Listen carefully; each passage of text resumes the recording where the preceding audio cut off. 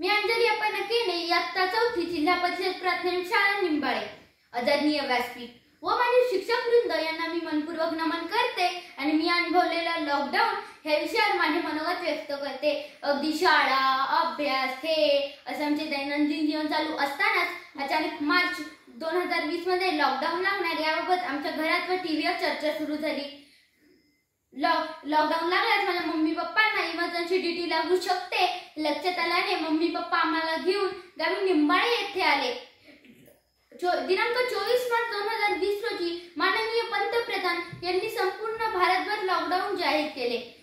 मी lockdown हा शब्द तर ऐकत होते, पण लॉकडाऊन म्हणजे काय हे मला समजत नव्हते। मम्मी पप्पांनी मला समजावून सांगितले की लॉकडाऊन म्हणजे टाळेबंदी, ज्यात सर्व लोकांना घराबाहेर पडण्यास मनाई केली गेली, अत्यावश्यक सेवा वगळता इतर सर्व व्यवहार बंद केले गेले।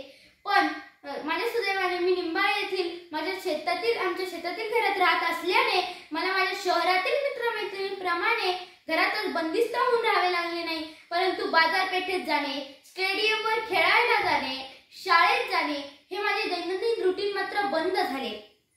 मला टीव्हीवरील बातम्या पाहून समजले होते की कोरोनासारख्या महाभयंकर आजारावर जगातील कोणत्याच देशाकडे औषध उपलब्ध नाही, त्यामुळे अनेक लोक उपचार न मिळाल्याने मृत्युमुखी पडत आहेत।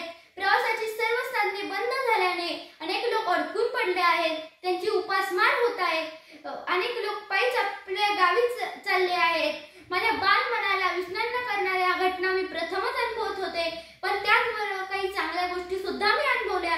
लोक गरजूंना अन्नधान्य, किराणा, फूड पॅकेज, अत्यावश्यक वस्तूंचे वाटप करीत होते। डॉक्टर, पोलीस, महसूल, कृषी यासारखे शासकीय अधिकारी कर्मचारी आपला जीव धोक्यात घालून लोकांना मदत करत होते। ह्या सगळ्यात आम्हाला घरात बसून कंटाळा येऊ नये म्हणून मम्मी पप्पांनी आम्हाला शैक्षणिक अभ्यासासोबतच शेती काम व घरगुती काम करण्यास प्रोत्साहन दिले। आणि मला प्रात्यक्षिक अनुभव आधारित मला मिळाले। ऊस वेचणी प्रक्रिया करणे, ऊस लागवड करणे, गहू पेरणी ते काढणीपर्यंतचे काम करणे, गाई शेळी पालन करणे ह्या शेतीविषयक कामे मी केली। त्याचबरोबर घरगुती काम करणे, पारंपरिक पद्धतीने बनवल्या जाणाऱ्या शेवया, पापड्या, चकल्या इत्यादी पदार्थ बनवण्यासाठी मी माझ्या आजीला मदत केली व ते कसे बनवले जातात ते पाहिले।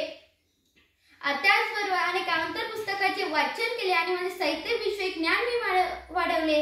सगळे लोक कोरोनाचा दाहक अनुभव घेत असताना मम्मी पप्पांनी जाणीवपूर्वक अशा सर्व नकारात्मक बाबींपासून मला दूर ठेवले। लॉकडाऊन हा संकट न मानता संधी मानण्याचा दृष्टिकोन त्यांनी मला दिला।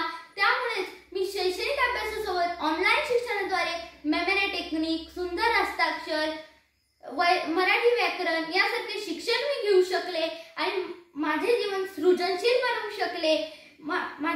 मी अनुभवलेला लॉकडाऊन मधून मला संकटातून संधी शोधण्याची शिकवण देणारा होता।